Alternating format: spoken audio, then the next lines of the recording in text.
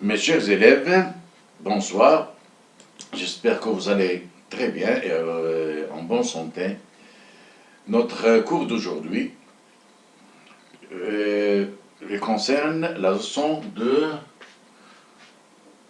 physique, le courant électrique continu. Premièrement, le phénomène d'électrisation.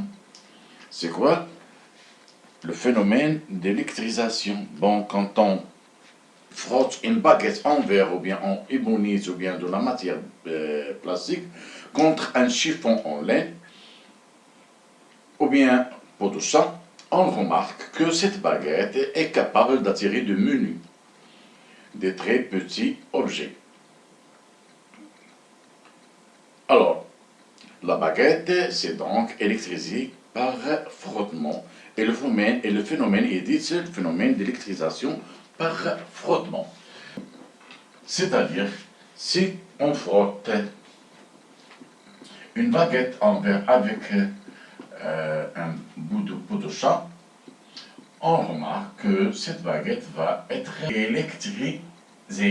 C'est-à-dire, il va apparaître une charge positive sur la baguette en verre. Alors, et si on frotte une baguette en ébonite,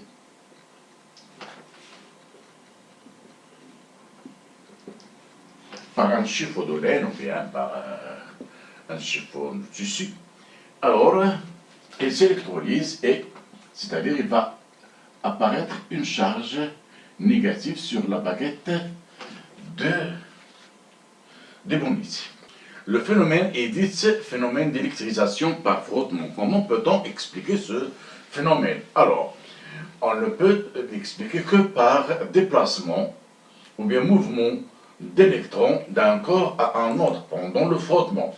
On sait bien que les électrons, ce sont des particules qui portent une charge négative, que E est égal à moins E. Avec E, c'est la charge élémentaire, est égale à 1,6 fois 10 à la puissance moins 19 coulombs.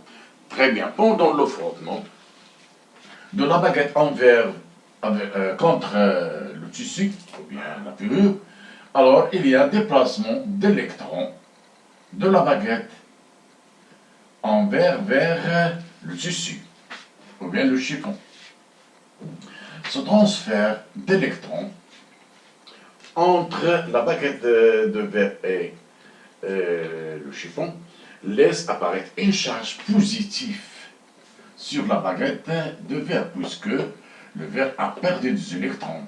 Les atomes de verre perdent des électrons, donc ils deviennent des ions positifs. Donc, c'est l'explication de l'apparition d'une charge positive sur la baguette de verre et, par conséquent, l'apparition des charges négatives sur le chiffon, car il a gagné des électrons, c'est-à-dire il a gagné des charges négatives.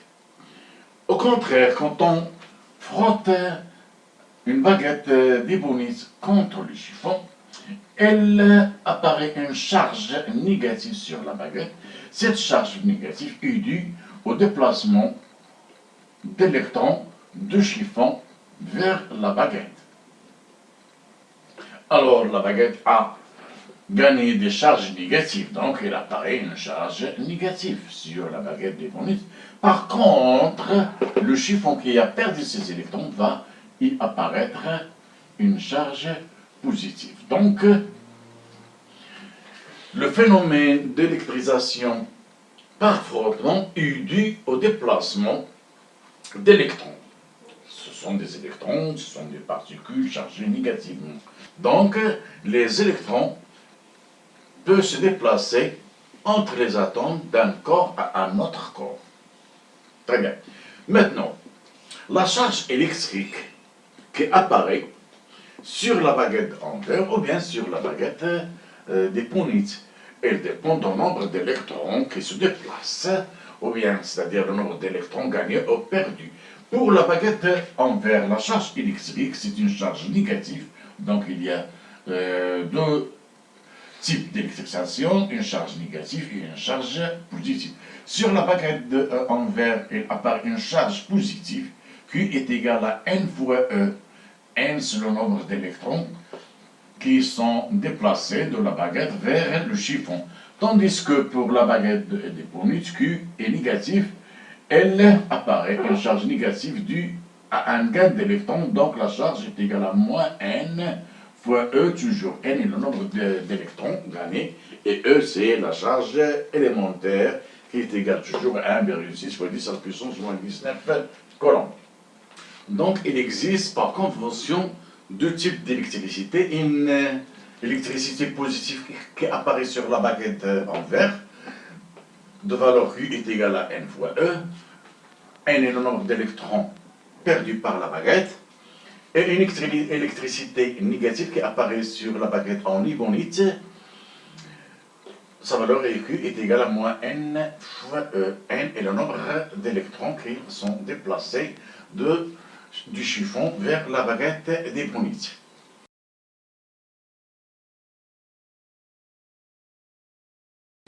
Le courant électrique. Quelle est la nature d'un courant électrique dans un circuit électrique? Évidemment. Le courant électrique est généralement, dans un circuit électrique, est généralement le mouvement d'ensemble de porteurs de charge. C'est quoi? Les porteurs de charge, ce sont des particules qui portent une charge électrique, comme les électrons. Les électrons, ce sont des particules qui portent des charges électriques. Et les ions. Les ions, soit les anions ou bien les cations, sont des particules qui portent des charges électriques, donc ce sont des porteurs de charge. Et par conséquent, le courant électrique n'est qu'un mouvement d'ensemble de porteurs de charge, soit des électrons dans les conducteurs métalliques, soit les ions dans les solutions électrolytiques. Tout d'abord, dans les conducteurs métalliques, par exemple, si on avait un conducteur métallique dans un circuit électrique, le courant électrique n'est qu'un déplacement d'ensemble d'électrons. L'ensemble de quoi? D'électrons, c'est qui se déplace dans les conducteurs métalliques. Donc le courant électrique est le mouvement d'ensemble d'électrons qui se déplacent entre les atomes d'un conducteur métallique. Dans une solution électrolytique, c'est quoi une solution électrolytique? C'est une solution qui contient des ions positifs et des ions négatifs. Les ions, ce sont des porteurs de charge, c'est-à-dire ce sont des particules, soit cations ou bien anions, qui portent des charges soit positives pour les cations ou bien négatives pour les anions. Le courant électrique dans une solution électrolytique ou bien une solution ionique, c'est une solution qui contient des ions. Exemple, une solution ionique de chlorure de sodium qui contient des ions de sodium Na+, et des ions de chlorure Cn-. Si on réalise, par exemple, cette expérience, ou bien ce circuit électrique,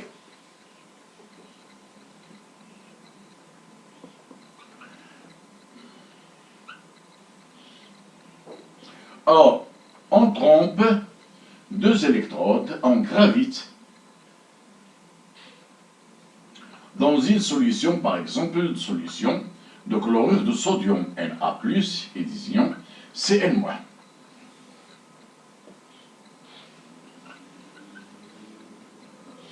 On a ici un générateur qui a un pôle positif et un pôle négatif et un interrupteur K.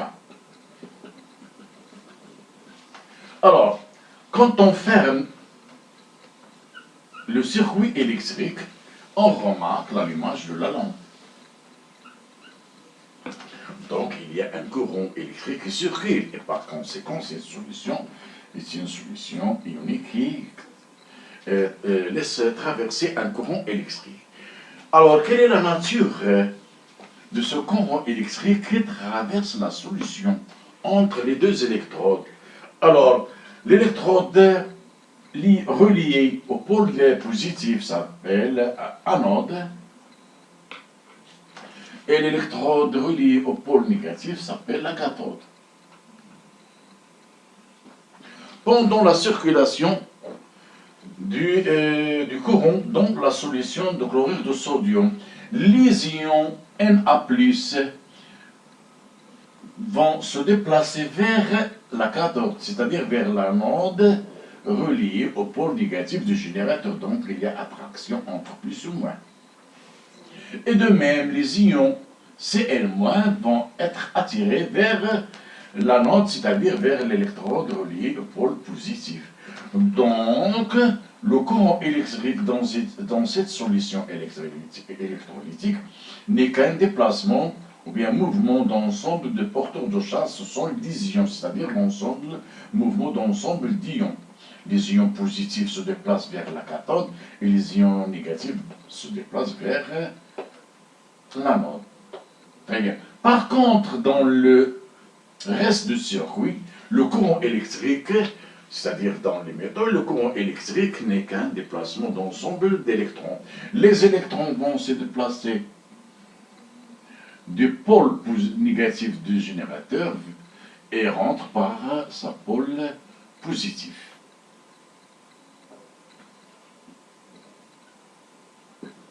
Donc, le courant électrique en général n'est qu'un déplacement ou bien mouvement d'ensemble de porteurs de charge, les électrons dans les conducteurs métalliques, les ions dans les solutions ioniques ou bien solutions électrolytiques.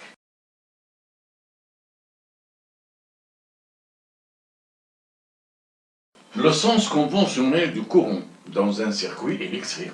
Prenons par exemple ce circuit électrique doté d'un générateur admettant deux pôles positifs et négatifs, un interrupteur K et une lampe. Quand on ferme l'interrupteur K, la lampe s'allume, donc il y a circulation d'un courant électrique. Quel est le sens conventionnel du courant électrique? On admet que le courant électrique à l'extérieur du générateur passe de son pôle positif vers son pôle négatif. C'est quoi? C'est le sens du courant électrique. C'est le sens contraire de déplacement des électrons, tandis que les électrons se déplacent de pôle négatif à l'extérieur du générateur, de pôle négatif vers son pôle positif.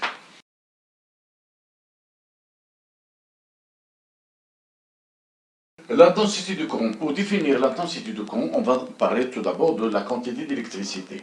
Alors, quelle est la différence entre la charge électrique et la quantité d'électricité? Alors, on note toujours la charge électrique d'un porteur de charge, soit des électrons, soit des ions, qui peut être positif ou bien il peut être négatif. Donc, Q est la charge électrique.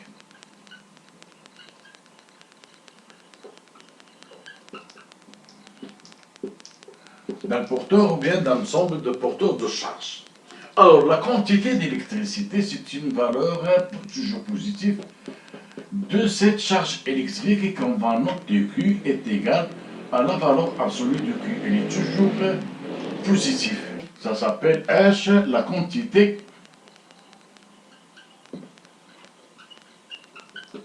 d'électricité.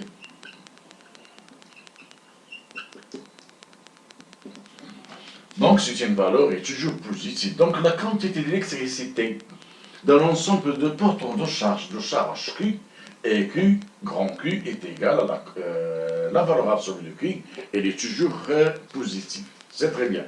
Maintenant, on va parler de la valeur. Par exemple, pour un porteur de charge,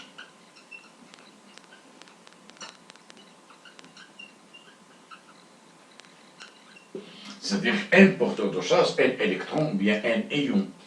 Alors, Q, à quoi va être égal? C'est N fois alpha fois E. N est le porteur de charge, E c'est la charge élémentaire,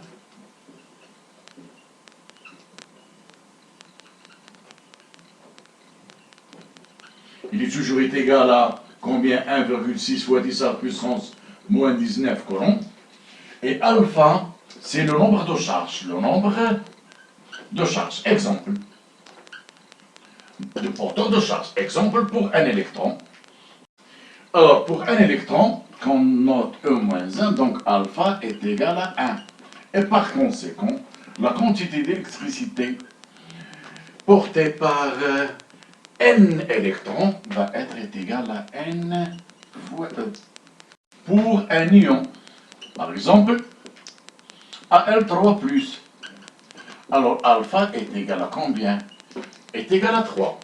Et par conséquent, la quantité d'électricité portée par N ions d'aluminium est à C3N fois E. Donc, la quantité d'électricité portée par N électrons, et Q est égal à N fois E, la quantité d'électricité portée par N ions à L3+, on remarque bien que le nombre de charges est 3, donc Q est égal, on va remplacer alpha par 3, et la relation devient, donc Q est égal à 3 fois N fois E. 3,2.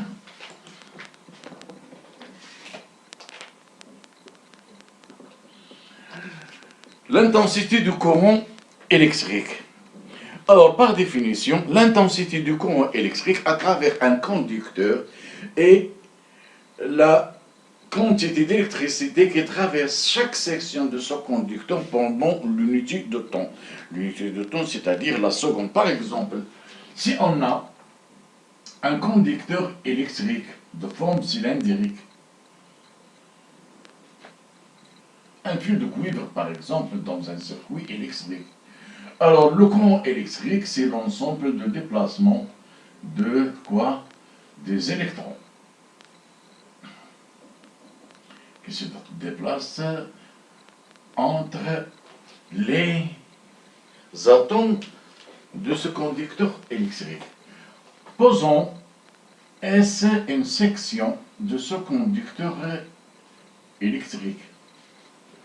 Alors, pendant une durée delta T, on pose N le nombre d'électrons qui traversent cette section de ce conducteur électrique. Donc, l'intensité du courant électrique qui traverse ce conducteur électrique est à quoi est égal?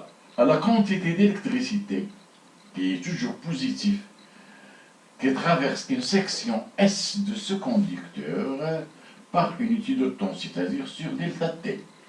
Alors, au niveau d'unité, I va être en courant, delta T par seconde, et I va être exprimé en ampères. Donc, on exprime l'intensité du courant d'un électrique par l'unité convenable, c'est l'ampère.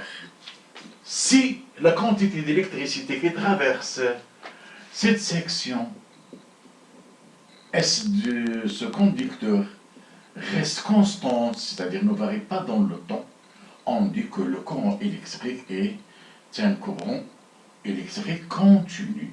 Donc le rapport reste toujours constant et par conséquent l'intensité du courant I reste constant. Donc on parle d'un courant électrique continu dans lequel la quantité d'électricité qui traverse une section S d'un conducteur électrique par unité de temps reste la même en fonction du temps. Très bien. Application. On va faire une application sur cette partie. Alors, application 1. On parle de comment on va utiliser cette relation. Un conducteur électrique dans un circuit électrique est traversé par un courant électrique d'intensité I est égale à 0,4 ampères. On veut calculer la quantité d'électricité qui traverse ou bien une section de ce conducteur électrique pendant 8 secondes, ou bien pendant 20 minutes, ou bien pendant 1 heure. Très bien. Calcul de Q. Q, c'est la quantité d'électricité pendant, par exemple, le delta T est égal à 8 secondes, ou bien 20 minutes, ou bien 1 heure. On sait que I est égal à Q sur delta T. Donc, Q va être égal à I fois delta T par cette relation. Donc, on cherche Q. Q est égal à I fois delta T. Par exemple, pour delta T est égal à 8 secondes. Alors Q va être à quoi est égal à 0,4 ampères pour 8 secondes. Ça va donner combien? C'est 3,2 coulombs. Pour delta T, par exemple, est égal à 20 minutes. Alors, Q à quoi va être égal? Puisqu'il s'agit d'un courant électrique continu, donc ça va alors ne change pas, c'est 0,4. Donc on doit convertir les minutes en secondes. Chaque minute est égale à 60 secondes, donc fois 20 fois 60. À quoi va être égal par calcul? 180 coulombs. Par exemple, pour delta T est égal à 1 heure et demie, alors Q est égal à 1,5 fois 1,5 heures. Chaque heure est égale à 3600. Donc la valeur finale est égale à combien? C'est 2160 coulombs. Deuxièmement, on veut calculer le nombre d'électrons qui traversent une section S de ce conducteur électrique pendant 20 minutes. Calculons le nombre d'électrons qui traversent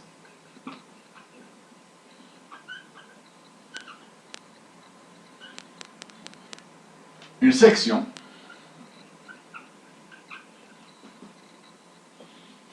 pendant 20 minutes. D'après la relation précédente, on a pour les électrons, la quantité d'électricité Q est égale à N fois E. Donc, N va être égal à Q sur E.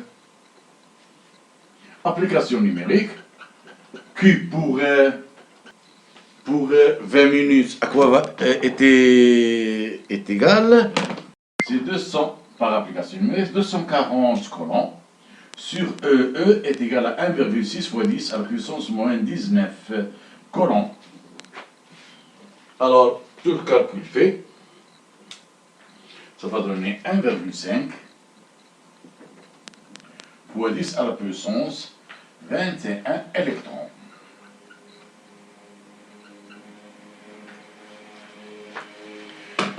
Alors, on remarque bien que ce nombre d'électrons est beaucoup très important. Donc, est-ce qu'on peut décompter ce nombre d'électrons qui traverse une section S d'un conducteur électrique pendant 20 minutes afin de déterminer la quantité d'électricité et puis calculer l'intensité de courant, donc au niveau microscopique. Cette relation, bien, le dénombrement de ce nombre d'électrons est impossible. Alors, on doit utiliser une autre manière afin de déterminer l'intensité du courant, c'est par la mesure.